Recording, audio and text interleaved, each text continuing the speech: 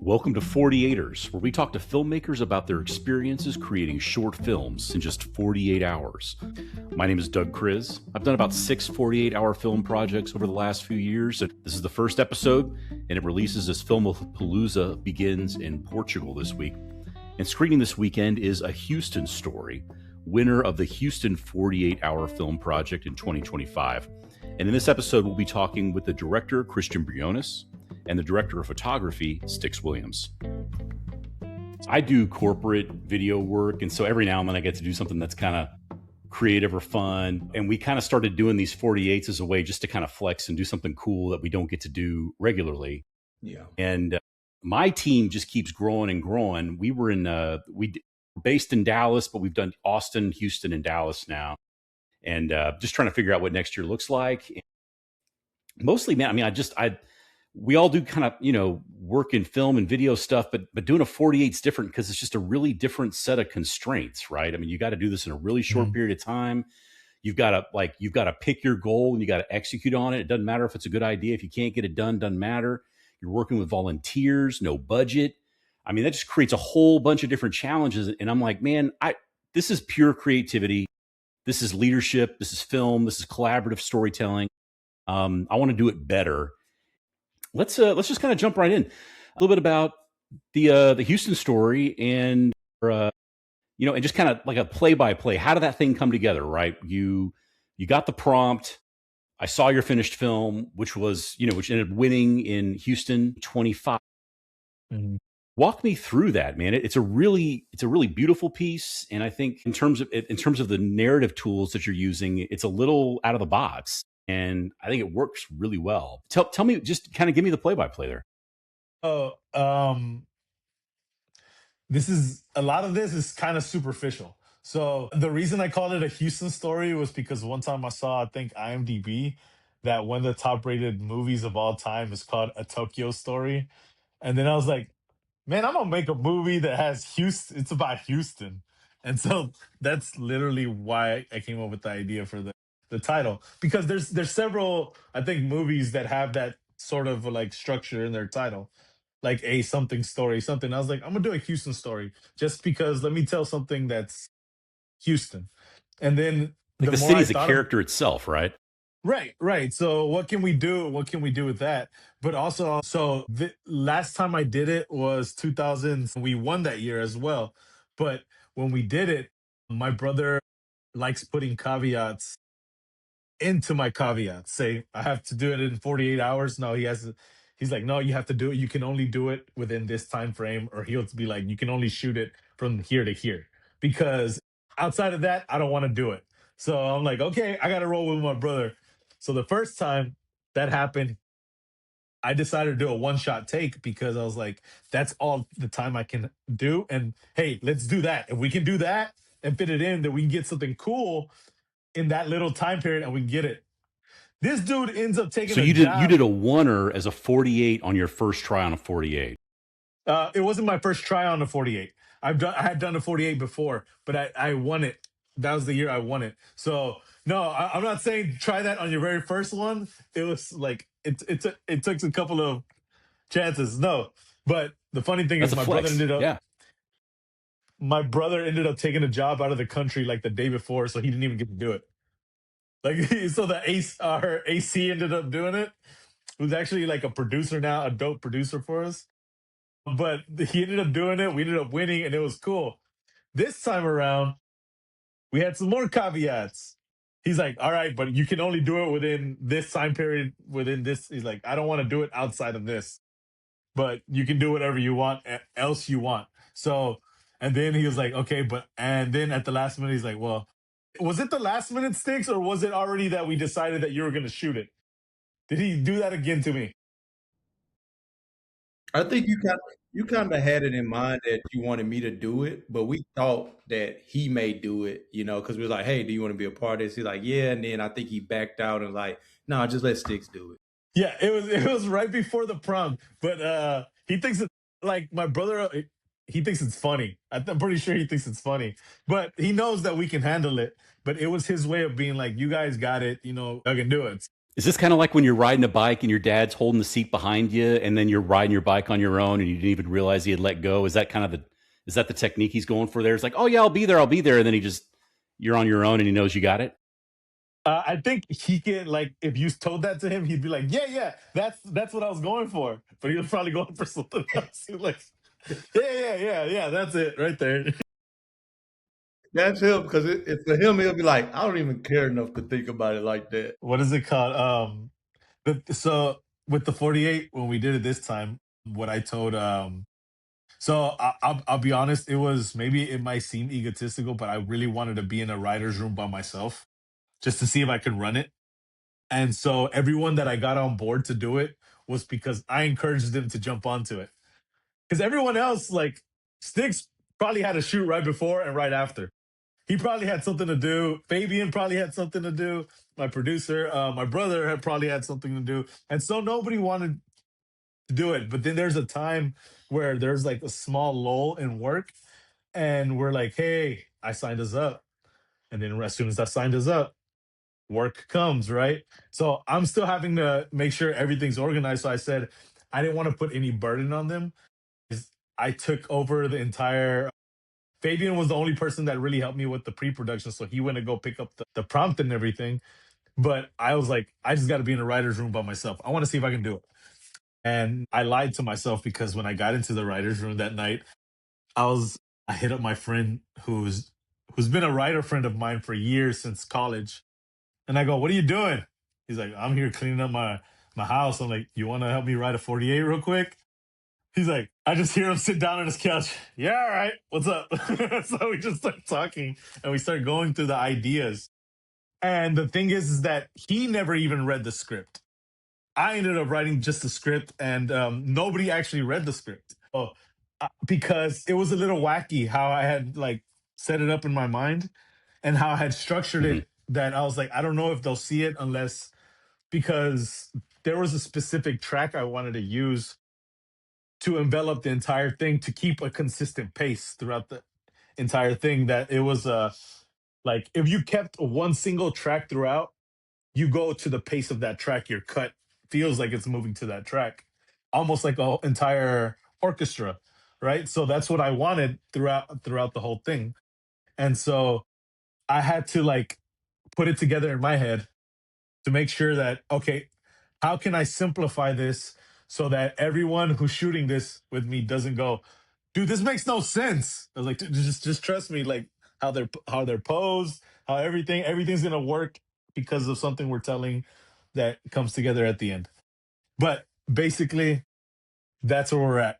Got the prompt, got into a writer's room by myself, called my friend. We started working on it, hung up with him, and then I finished the script by myself that night. Everyone got it everyone got a shot list the next day.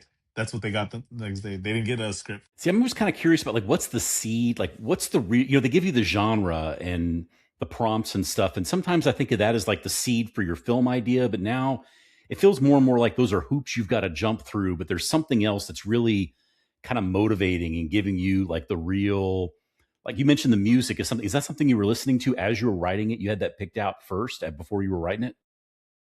No, no, no, no, no. I had an album of music picked out like that. Let's just say I had a whole bunch of music picked out, and now that I got a prompt, I don't think of writing the story as now I got to grow it from the prompt. It's like, no, what's the original feeling I want in the film?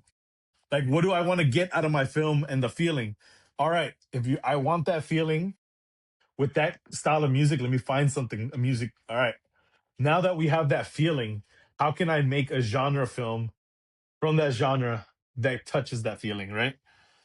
That's how I Hmm. work. That's how I work instead of being like, man, let's think of a love story that we can just think of, because because automatically when you think of romance, you start, because that's what we ended up getting. Like, you think of romance, you think, okay, a Harry, like, what can we do? A guy meets a girl kind of love story. That's where you start off. But I wanted to start off in my head from a Hmm. totally different angle. Let's think of something else. And I was like, well, so when I thought about it, I was like, when I took that approach, what I'm thinking about, I was like, there needs to be romantic is about a love story. So what can be a love story in a different way, like in a different way. And how can I feel? I want this sense of like almost like don't agree, but I get it throughout the entire film. That when you feel that like I've also loved someone so much that I get why someone would do something like that, even if I don't agree morally with what it is. That's the feeling that I was trying to get out of it, so that when people see it, they're like, "Well, right." And so I just molded my story towards that. That's good stuff. I've been struggling a lot with, not struggling with, I've been wrestling a lot with like what makes for a good short film story. And I focus a lot on like the production, and we want the writing, and we want the actors to be great. But more and more, I'm thinking it's about like, is this short film going to help me see the world through somebody's eyes that I wouldn't normally be able to see the world through their eyes? I mean, maybe it's a very different world than the one that I experience. And the ones that do that successfully and help me to kind of go there without a lot of judgment, it's a journey at that point, right? 100%. Because so I like. There's one thing that I think Ryan Coogler, the director for Sinners. I don't Hmm. know if you've seen. There's an Hmm. interview he had where he said that when he's writing, I think he has like the new deal for X Files. He's developing a new X Files series, and that he was talking to a writer friend of his, and he goes, "Oh man, I know the difference now between TV and film. Film is about the most important moment in a person's life. TV is about the most important journey in someone's life." So it's like when we look at films, I started looking at that like for these guys, these characters in the Houston story, this moment probably defines the entire life. Like that. It's like so when we look at a story, it can be dude, it can be from anywhere. It can be sci-fi, it can be the past, the future, some alternate reality, something different. But when it's like when it's that when we can feel that moment, that important moment, that's when I think we can appreciate like a short moment, right? Because Yeah. like one really good quote changes a lot of people's perspective better than a really good book. Because a lot more people will read that one quote. So if you get a good, I Hmm. think in a short film you can make a lot more impact than because it's much more. It's like a little dagger. A point is just there. Just set it up and let it rip. Yeah. So, and then you guys are setting up, you start working the next morning, you guys hit the ground running. Stixx is there. He's looking at your shot list at that point. Take me from, this is probably Saturday morning then, right? Right. So our I have to shoot it. I only get about what 3 hours to shoot per day. Sticks, is that what I did? We probably only shot Yeah, I about think it's three like hours three or per four day. hours. Yeah, Yeah. so we only shot 3 hours on Saturday and about 4 hours on Sunday. That's it. That's You all we shot shot. on Sunday as well. Was it, you're just looking for light, or you shooting golden hour? Yeah. So we shot super early in the morning. It was and we did our audio that day as well. We recorded. All right. Let's go. Saturday, say we have our script. I go to sleep. I wake up. We get there. Everyone is relaxed, cool. I was like, and they go, "Where's your first shot?" I was like, "Here, the bench. Set it up centrally. We're pushing in." I was like, "All right. So what's happening here?" I'm like, "He's just sitting there." I was like, "They're like, what?" It's like, "Yeah, yeah. He's just sitting there." I'm pretty sure Sticks looked at my brother, and my brother was looking at Sticks like, my brother's like, "Man, all right, Sticks just," I'm pretty sure just like, "All right, let's just do it." So they shot it. The very first shot was that, and then we started shooting, and it was just at first it was just a lot of posing shots just to set up because how I organize my days is what I think the 48 does and has taught me really well is how to organize my days efficiently.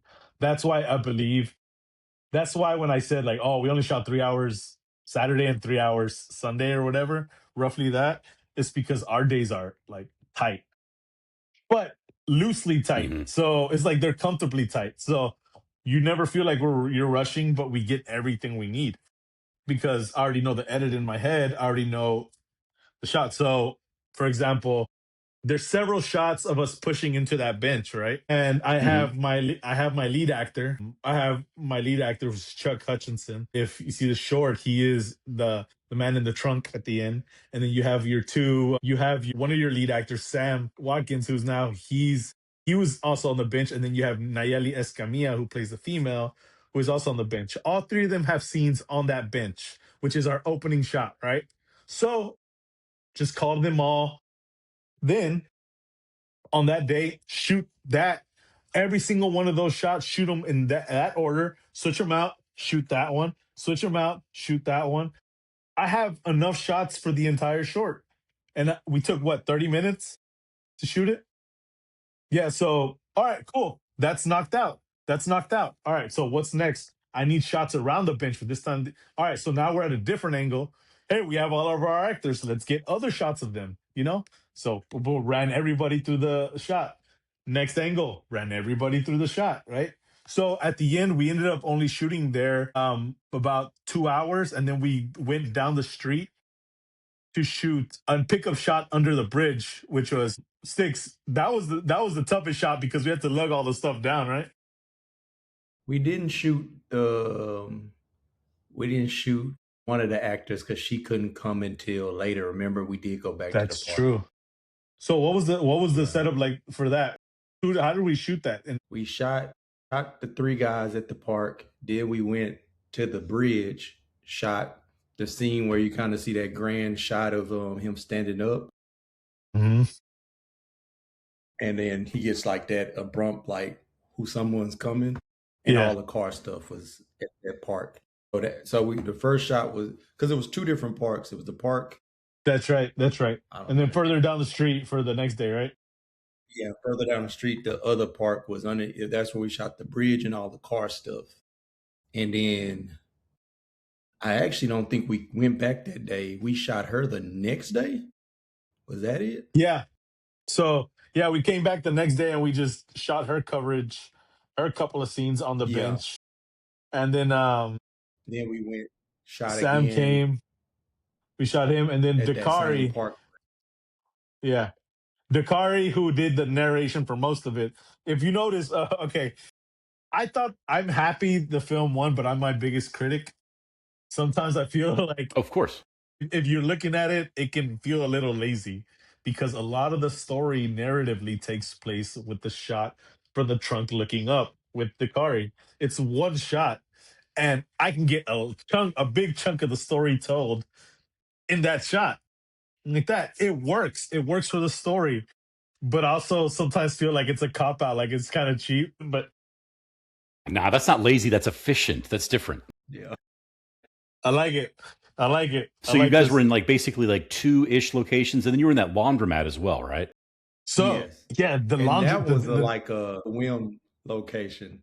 and yeah, and this is why I You still guys. attribute my brother as the creative genius in our groups because he goes, um, the last the last of it was basically I was like, we need a closing shot that basically exemplifies where they're at now, right? Like, let's just think of something. He's like, my brother was like, man, well, this is getting boring. This park stuff is getting boring. We need to find something different. So my brother's pretty blunt like that. He's like, this is getting boring. Change it up. He's like, you know what? Let's go down the street. Come on. And me and him got in the van. We went down the street. We saw a laundromat. He walked, and he just walks in. He walks back out. He's like, yeah, cool. We can shoot in here. He's like that. And then he's like, really? He's like, yeah. He's like, yeah, I'm gonna give him like $20 or something, man. Yeah, he's cool. So we walk in, like, we're like, Oh my okay, we hit gosh. up everybody. We all walk in. The guy's just in the back. He looks up, he smiles, and he goes back to doing whatever he's doing. We shoot our shot. Like I said, like 20 minutes. Because I was like, I knew it. One take. It has to be a slow burn take. That's it. It has to be a slow where they're just like, you're just feeling them, right? You're just feeling where they're at in that moment. Hmm. Like this, that's it. That was great. Stixx, you want another one? This looks great. You're a DP. Are you sure you want another one? And so, Stixx, did you get another one? No, I think we did one take. No, Only because reason it was two takes, I think at the end I bumped, but we just did one shot, and once we got it, we were done. yeah, but it was a good shot. So it's one of those where you're just like, It's a it's great good. shot. We can get it if we need another one, but if not, like how. So a little backstory to this: why I believe that and I talk my brother's praises all the time, is because how we grew up, we just learned how to find beauty in the simplest of things, right? My brother found that shot because he can find something complex beauty in what's already there. Like instead of being like, oh, we need to add more, we need to add more, add more. It's like, no, sometimes naturally what's simple there tells a better story than, you know, in trying to add more and more Hmm. stuff. And so he was able to find that shot. But the thing is, so the name of our group was called Briones Painting Company.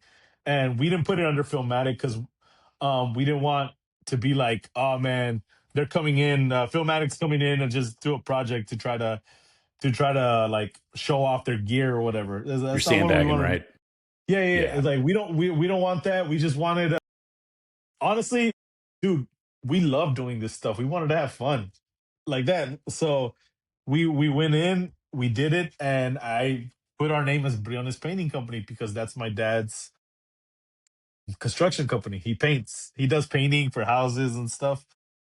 But the thing is also we attribute our starting in filmmaking to my dad because he used to one time he was doing a job at a video rental store, you know, the old school 99-cent rental Hmm. stores, you know. He was in one of those, That's and my first job in it high school, man. yeah, it's like they weren't in the best neighborhoods. Let's just say that. And the ones that he was working at definitely weren't the best neighborhoods. Well, he was there working on one. They came in, they robbed the place. That was such a crazy experience for him and the owner of the spot that he eventually ended up getting a wall full of VHS tapes as a gift. And growing up, that's how we got into films because my dad got robbed. And so we laugh at it all the time and we tell people, yeah, man, if it wasn't for like, you know, crime, yeah, we wouldn't have gotten into this. So, but also looking at it like that, like seeing we find a story and we find hilarity in it, but there's also a story in it. And us looking at the most simple things from where we grew up and being able to find some beauty and some story in it, that's what helped us become the storytellers. With 48, that helped us organize it into like a something coherent instead of being like all over the place, you know. We're able to focus it into like an organized Hmm. thought. Oh, that's where we're at. That's great. But like Stixx, tell me about like your process on this thing, man, because these shots are like the cinematography in this thing is like front and center as far as I'm concerned. Like it's a great film, it's a good story, but it's beautiful to look at. Like even if you just turn the volume off and you're just looking at it, I feel like it'd be a lot of I'd have it on my Apple wallpaper, right? But like is this another day at the shop for you? How did you and Christian kind of work and find the shots that you were looking for, and just tell us about what that was like. How did you execute? Um, Another day at the shop. Nah, it was.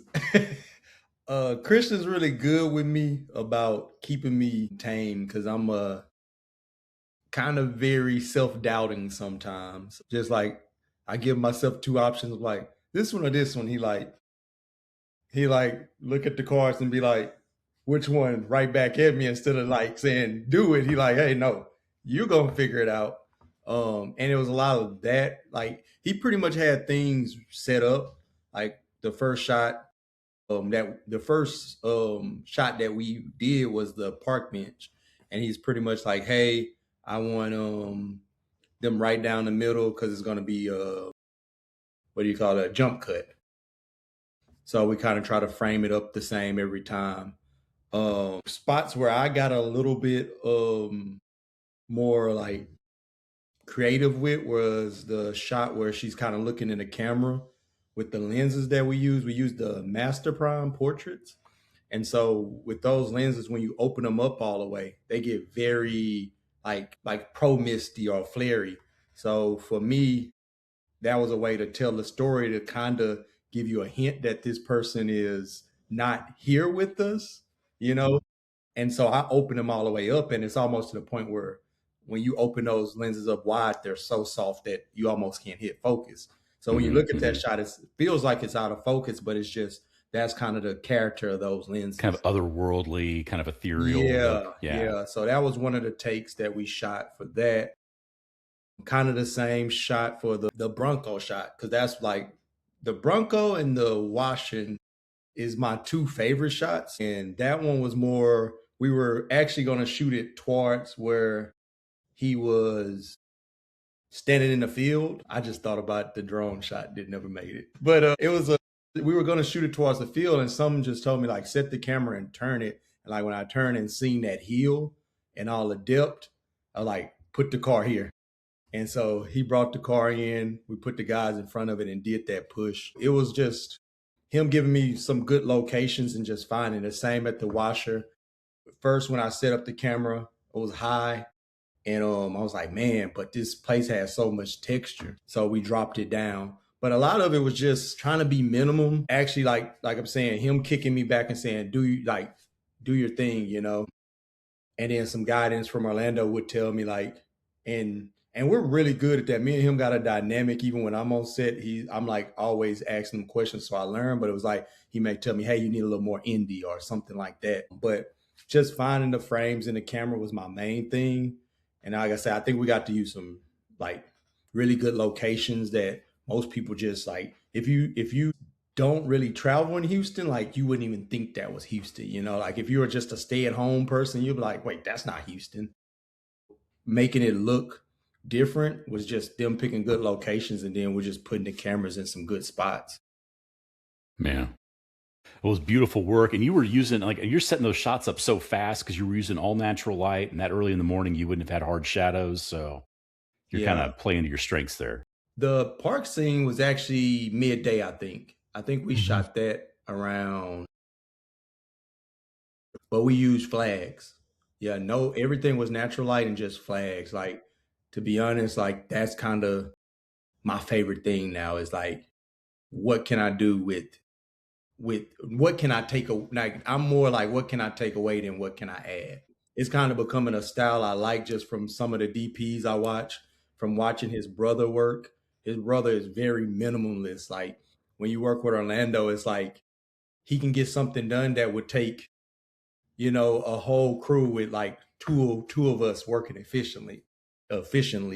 So that's kind of like my thing I'm liking too also, just from learning from him, is just what to take away and how to soften it. It's always just figuring out what to soften, how to take it away, and then frame it up for depth. That's kind of like the three things going in my head. Okay, what can I take away? Maybe lightly feel, and then find the depth. Man, that's some wisdom right there. I shoot just enough. I've got an FX3 and I shoot for work stuff, and it's almost like interview. And I'm always trying to elevate that. But like when you start going down the rabbit hole on setting up a nice shot and all, I mean, when you really start looking at that stuff, it's like it's beautiful, beautiful stuff that you Mhm. guys were able to execute on. So when you were all done shooting, so Thank you. when you weren't shooting, then Christian, were you just like editing and pulling shots and getting things together? And you kind of had this thing in your head already at that point. So you're just sort of piecing it together like a quilt from stuff you've already shot on Saturday. Yes, because Saturday we shot. I think we were done midday, right? And we just all went home and went to sleep. We didn't do anything that night. We Yeah, That's a like, we win, had man. we You can had sleep on lunch a and everybody Saturday. went home. yeah, I think me and my wife Man. went out to dinner, and then the next day we shot again early. We did all that, and then we got to edit. All right, so it goes to show how much of an idiot I am that I almost screwed the whole thing up. I was editing on my laptop over here trying to cut everything, and it's going so slow. And this is just me, like this, just because obviously it's on Sunday, and I thought I already know it. I already know the edit, but it's going so slow because the proxies. I have to download them one by one because my laptop is it's just being the worst thing Oh, ever. you didn't have the raw files? No, my brother had them, and he had just sent me the proxies from his house, and I was just, yeah, no, look, like I said, I'm being an idiot, right? So, I'm No, doing man, it. I'm feeling your pain, dude. I've done that before. File management on a 48's rough. I'm always curious how people do it. But we did it over Google Drive, and it's great. It's great whenever we're not on a time crunch, But when we were doing it, my brother ends up calling me like maybe like 2 hours before we got to drop it off, He's like, man, I just woke up. What's happening? And I'm like, man, I'm trying to edit this thing and it's messing up. He's like, why don't you just download it? Why don't you just do this? And I'm like, I don't have that. He's like, all right, I'll be over there in a little bit. He's like, let me just get ready. Dude takes another 30 minutes. And then he takes his sweet time, gets over, brings his Mac over, plugs it in. He starts editing. All right. He finishes the edit super quick. He's like, all right, here we go. And it turns off the whole machine. And I'm just like, what's going on? He's like, oh, hold on. Give me a second. He turns it on. And then he like, oh yeah, there it goes. All right, we're back. He uploads it. He's like, and then he goes, I'm ordering some pizza. He leaves and he goes order pizza. That's my brother though. It's like I'm like freaking out trying to figure out, is this gonna figure out? He's like, yeah, you'll be fine. And it's like 10 seconds left on the clock. He's like, yeah, no, you'll be all right. And Oh my we got gosh, it he's in a with 2 wizard. minutes. That's crazy. We got it in with 2 minutes left, basically, with my brother's help at the very last second.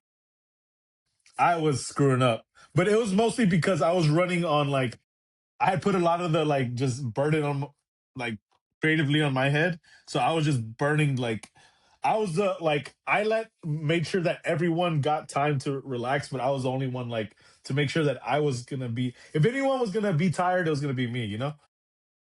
So I was just like Mm-hmm. he came in, Mm-hmm. saved the day, we're good. We submitted it but our credits were all kinds of weird at the end anyways. Yeah, I mean, you got to get those credits right at the end. Like, you hate it when your crew comes and looks at those and you're like, oh, I wasn't exactly right, but we did them in like 30 seconds while we were doing 5 other things.